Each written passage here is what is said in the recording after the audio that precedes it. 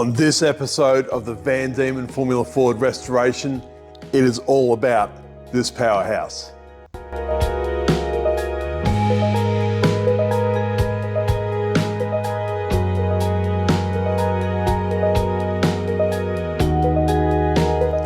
This engine is the Ford Kent engine. This is a regulation engine we had to use for that period of Formula Ford. This engine was originally developed in 1959 to power road cars like the Ford Cortina, the Escort, the Angular, and things of that generation. It's cast iron cylinder head, it's cast iron block. For the younger viewers out there, this is a carburetor. You might have heard about that in your history lessons. It also has a distributor with points in it. This is proper old school technology. Yes, it's a cross-flow engine, but it's push rods, and we were severely limited in what we could do to these. A lot of the components we had to use Ford genuine components, and that would actually tell us which part number we had to use. So the tips and tricks to make these things go is almost an art. This engine and the Formula Ford cars are the reason we bought our first engine dyno to develop these and get the most out of them. So we've learned a lot of tips and tricks, which we'll go through during the course of the video. I'll show you some of the things that we used to do, and also some of the things that separate this from its road going version.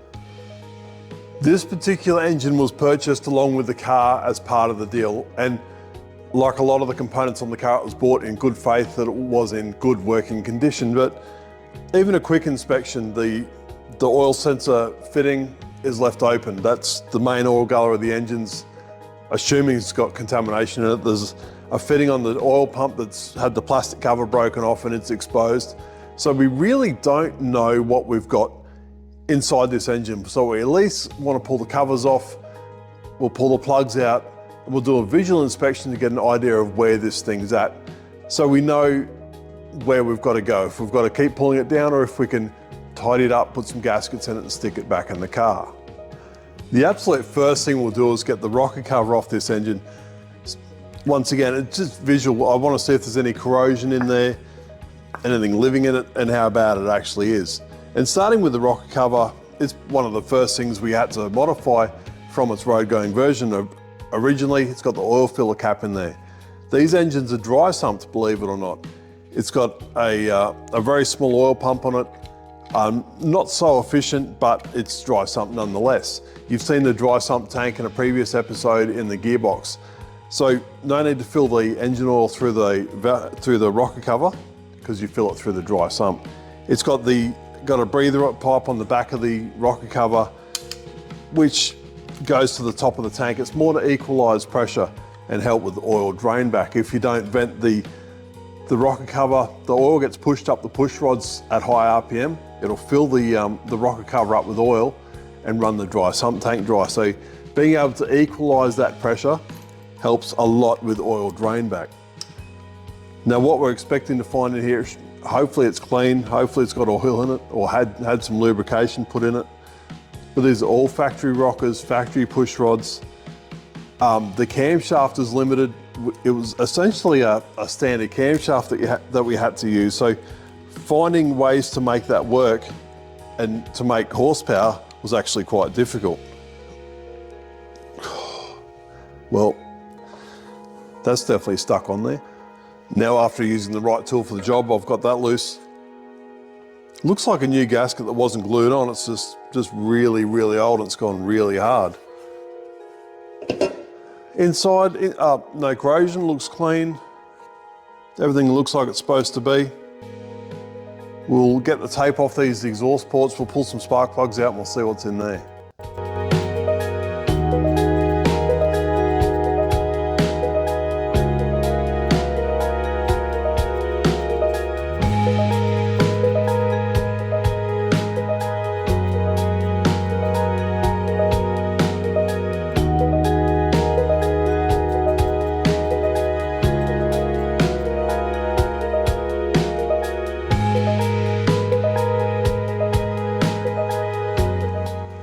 Now, like I was saying before I was rudely interrupted, cam timing was a huge way to get not only power out of these, but really get a nice torque curve out of them.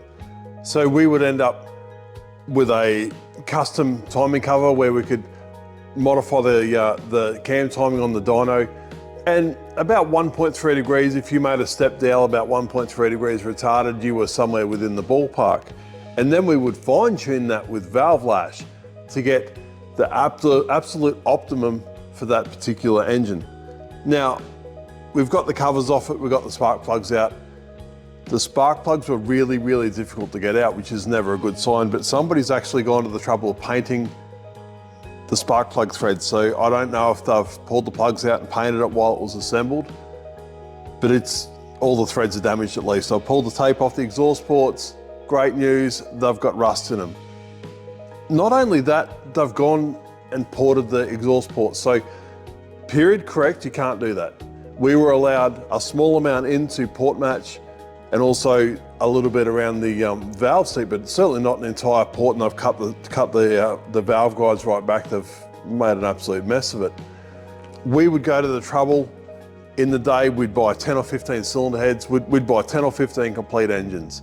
We would then find the best cylinder head casting, we'd find the best intake manifold casting, and then we'd elongate the intake manifold holes to get the best port placement we could. We'd dowel that so it'd be in the right place, and then we'd port match from there. So as you see it quite often in the control categories, it gets really expensive because that's what the effort you need to go to be up the front of the grid. And you end up with multiple wasted engines, which we've still got at the other workshop. There's still probably 4 complete engines in parts that weren't the best heads or weren't the best blocks and probably not the straightest cranks. But we've got a lot of parts for this. And if we're gonna pull this head off and see what we find, and if we need to change it, we've got spares. So it's not the end of the world. Before I try to turn it over, I'm gonna flip this thing over, we'll pull the sump off, and we'll see what magic we can find in there.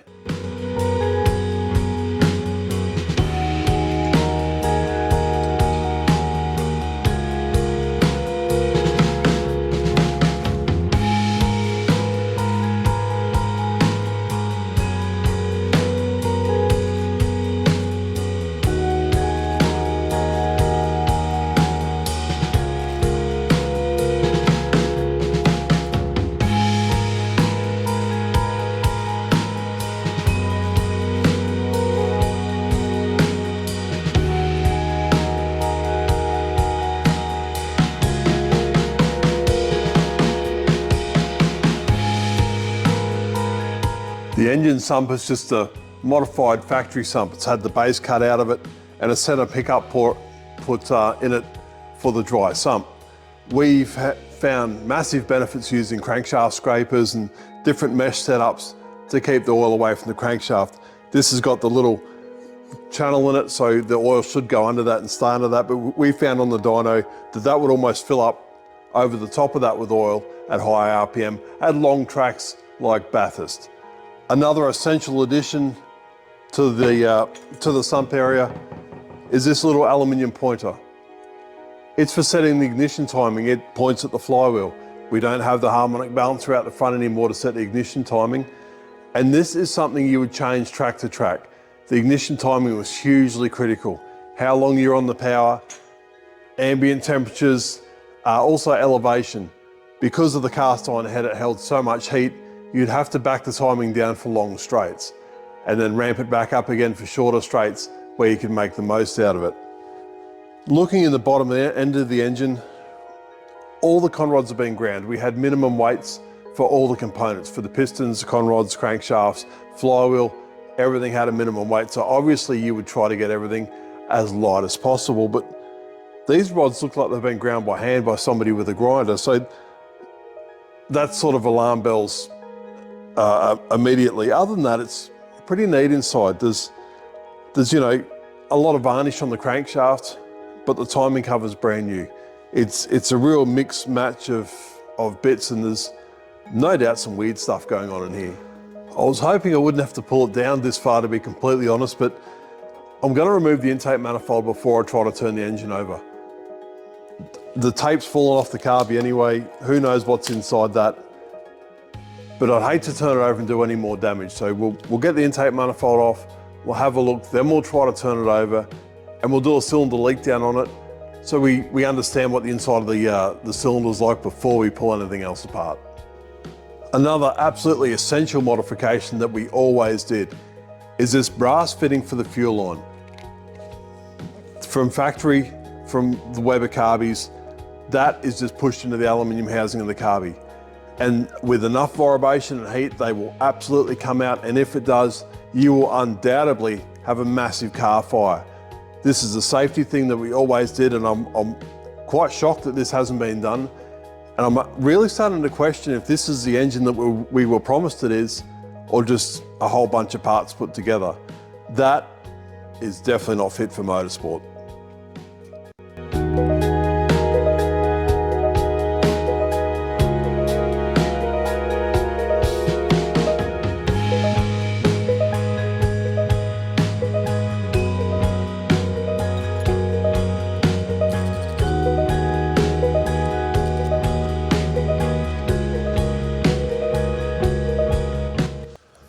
Okay, so the intake manifold's off. A lot of dust and dirt in the ports, but there's no corrosion.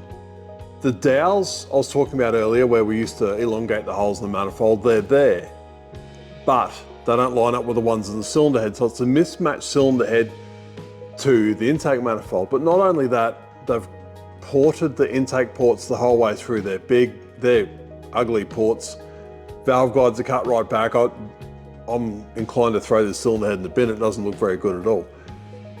We still got to do a leak down. We want to know piston condition from the bottom of the bore. They didn't look corroded, they didn't look rusty. Assuming this thing turns over, it might be okay inside, but it's something we need to know. One of the other things to talk about while we are looking at this side of the engine is the distributor.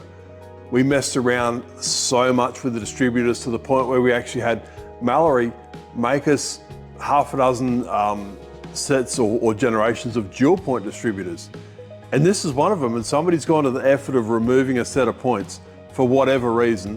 But these things were really cool. Generated a much more consistent spark than we found modifying an original OEM distributor. Having a purpose-made distributor where we could buy the right weights and the right springs to suit what we actually wanted to do was of huge benefit. And to see someone go to the trouble to modify it to essentially get it back to standard blows my mind. Messing around with the intake manifold was also a place to find gains.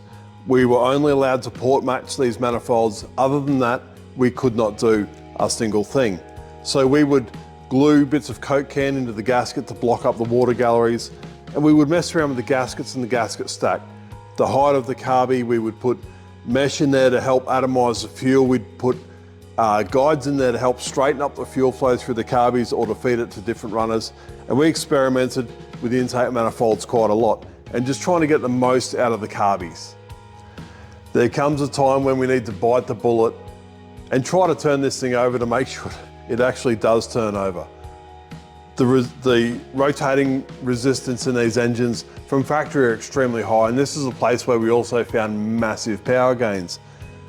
Piston rings are a huge influence on these engines because they account for a massive amount of that friction inside the engine. But we would also go to the trouble of modifying the sealing areas or removing the spring from the back of the oil seal on the front and rear of the crankshaft to reduce the drag on the oil seal to get that little bit of extra power. But we've got to try, I'm actually worried, we've got to try to turn it over. And that's a whole lot tighter than it should be. Now it sounds okay, and now it's turning, it's not too bad. That could be purely because it's got a full set of piston rings in it, or maybe OEM style piston rings where there's a lot of tension on the oil rings. These things are dry sumped. Those oil rings are not critical. They're good for piston stabilization, but they don't need to control the oil anymore. So by reducing the spring on the oil seals, reduces that friction and gives you a little bit more power. All the valves seem to be going up and down, which is a good thing so far. What we'll do is we'll bring it up on top dead center and we'll do a leak down test. Now we're going to start off with cylinder number one. I've turned it over to TDC number one, top dead center, and I've got valve clearance, so it's a compression stroke, I know that for sure. I screw my air fitting into the spark plug hole, which is conveniently full of paint, so it should seal really nicely. I've got the workshop leak down tester here. We turn the dial up until it reads 0. So ultimately, when it's leaking no air, we would expect to see 0. And this measures the percentage of air lost. We often come up with a baseline. We know where our engine should be for percentage leakage, but then we can hear if it's leaking out the intake port, the exhaust port, out the piston rings, or even out the head gasket. We know exactly where that's leaking from. So if I plug this in, it should pressurize that cylinder. We've got about 20% leakage loss, which for a cold engine that hasn't run in years and years and years probably isn't that bad. You can really hear it coming out the bottom. So it's all piston ring. These rings, maybe it hasn't run in properly. Maybe they've got a bit of surface rust on them from sitting around. But 20% is probably not so bad. Okay, so unfortunately, the more and more I turn this engine over, the worse and worse the cylinder leak down gets, and it's all rings, right? So we've done maybe 4 rotations, and now we're about 80%. So 80% is absolutely knackered. It probably won't even start, to be fair. It's the majority of the air is leaking straight past the rings. The valve seems okay, even though I hate the cylinder head. But the piston rings, there's something going on there. So whether they're gummed up, they're full of garbage, whatever, it has to come apart. The decision's been made. It's regardless. We're not going to put this in a car that we've just spent hundreds of hours restoring. The engine's no good. It needs to come apart. Needs a full freshen up. So at least we know where we're at. And if this thing goes out on the track, it's good to go. We're not going to go out and split an engine in half because the rod comes out the side. It has to be right. We're going to pull this thing down. We'll see exactly what's going on inside, and then we'll probably have a dig through our spares, see what we've got, and see if we can make this an actual proper Formula Ford race engine that should have been in that car originally, and is what we were promised we were buying. This is certainly not what we paid for.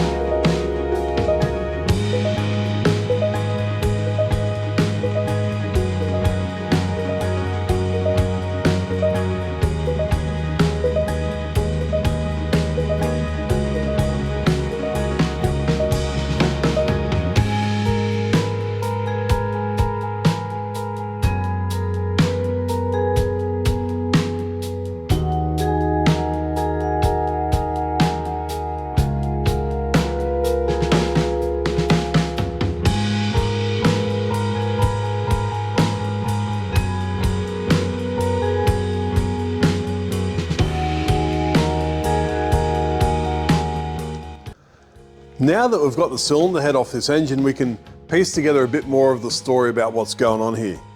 The cylinder head's been freshly surfaced and has a new set of valves. But the valve stem seals have been fitted in correctly.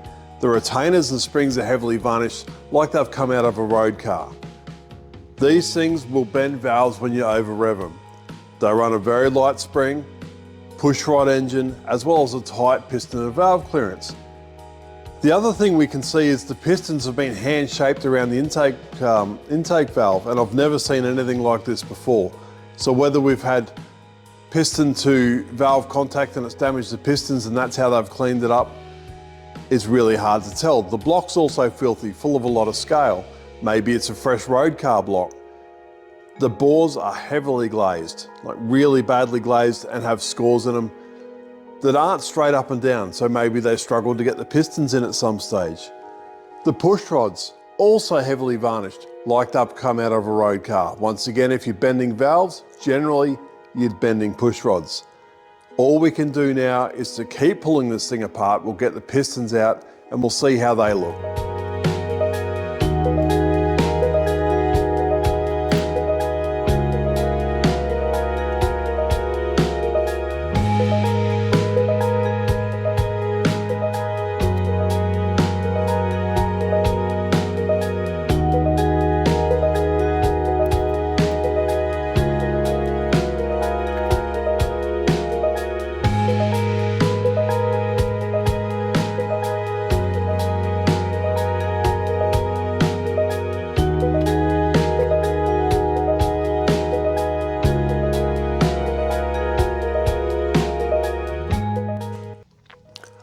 4 pistons are out, and yes, the bores are heavily glazed.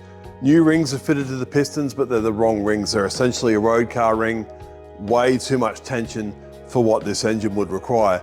And you'd probably even find that on the initial run, it would peel the top off the piston because they would bind up too much.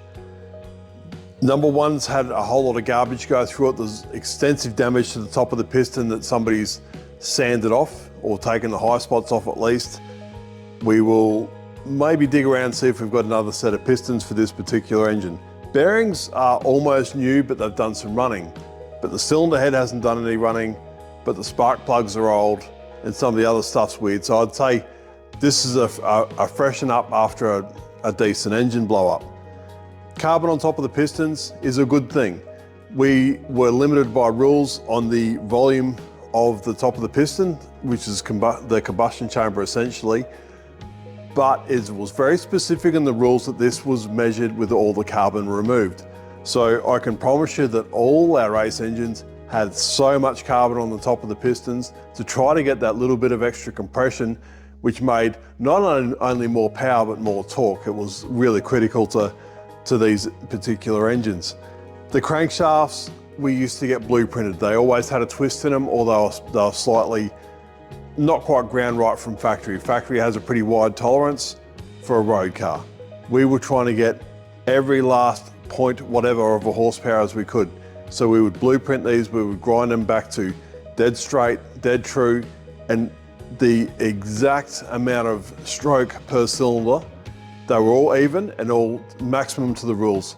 So whatever undersized bearings they gave us is what it is. And often a new crankshaft, we would have to grind that far, it had no life left in it. So if that had a failure, crankshaft in the bin, I'll get another one. Another thing you can probably see on the front there is the water pump drive. No alternator, no power steering, nothing else for the crankshaft to drive on these, but just the water pump.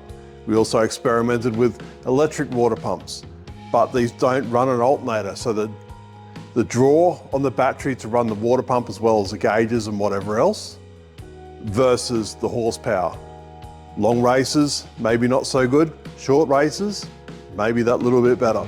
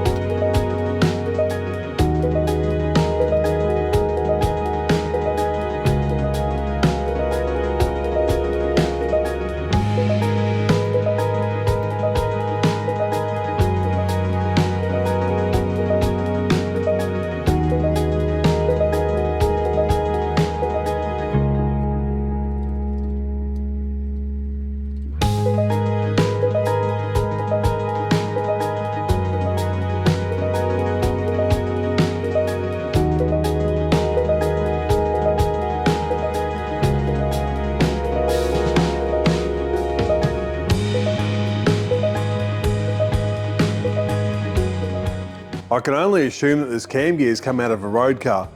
Normally, like I was saying earlier, we'd run an offset dowel and we'd have to elongate the holes to get enough adjustment out of it to get the cam timing where we needed it. This had no dowel whatsoever, aftermarket bolts, but the gear looks standard. The timing chain's probably not the timing chain I would have used either, but we did have to run that tiny little single row timing chain. They would be good for maybe 2 race meetings, and then they would stretch to the point where we'd need to change the chain just to keep the cam timing correct to where it needed to be. Keep in mind, this also affects the distributor.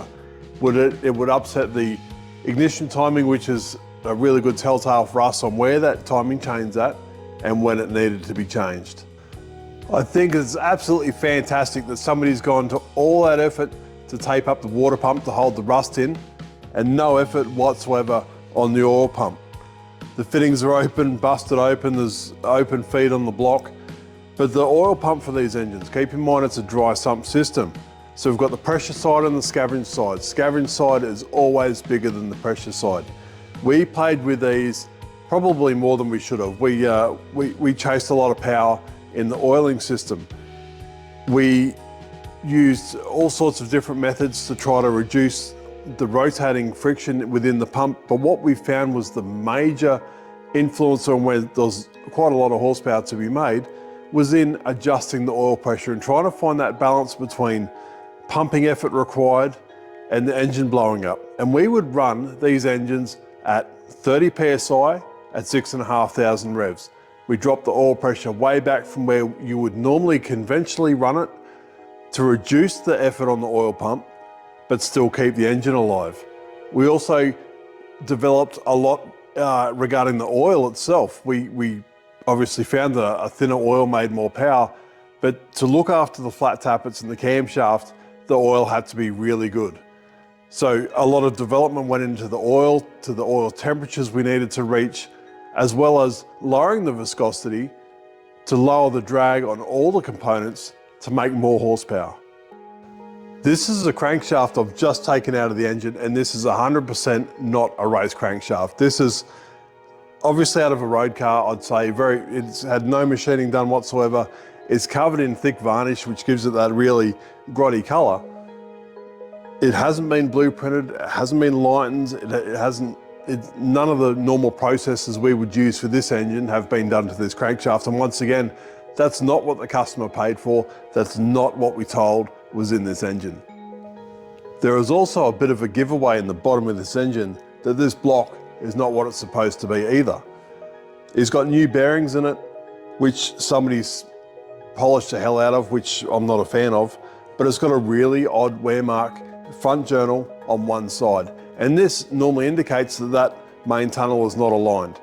There's a bit of run out in that, and it's going to favour the side of that bearing, which will not only cause premature wear and possibly a failure, it'll also upset the oil film, where it'll have too much clearance on one side and no clearance on the other side, but also rob a lot of horsepower in rotating friction. This block needs to be machined, and it needs to be machined properly. The cam bearings are absolutely shot to pieces, and if this has ever been machined, I would have assumed the cam bearings would come out for cleaning. These, I don't think have ever been changed. They look really bad. Front cam journal's got a whole lot of scratches in it from where there's been garbage in the oil gallery on startup, and it's run through the bearing. One of the other things I'm a bit skeptical of, it's got brand new lifters in it. The good old flat tappet, young kids, you might have heard about that in your history class as well, but a flat tappet lifter, if you use the genuine Ford lifters in these, the tops break off and they will come out the side of the block. Only use aftermarket if you're going to run any sort of revs at all, whether it be a performance street car or whatever. You need to use aftermarket lifters in these Kent engines. It's been a real problem that's plagued the Formula Ford engines and the race cars, and it's sort of gospel around the pits that you do not use Ford lifters in these. Use Ford everything else, but the lifters, we were free to use whatever brand we liked because they were common for failing. It really looks like we've made ourselves a whole bunch more work, and it really looks like we've been taken for a bit of a ride. This is not what it's supposed to be, and I honestly thought this was the part that would be ready to go. Clean it up, make it the right color and put it in the car, but it's not to be. From here, cleaning. We'll get it all cleaned up, measured up, we'll get machining done. Whatever needs to be machined, we'll get it sorted. And hopefully not too far down the track, we'll be ready for assembly and we can put this engine back together. But thanks for watching. Stay tuned for more episodes as we get this thing sorted and get it ready for assembly. If you haven't subscribed, please subscribe. See you on the next episode.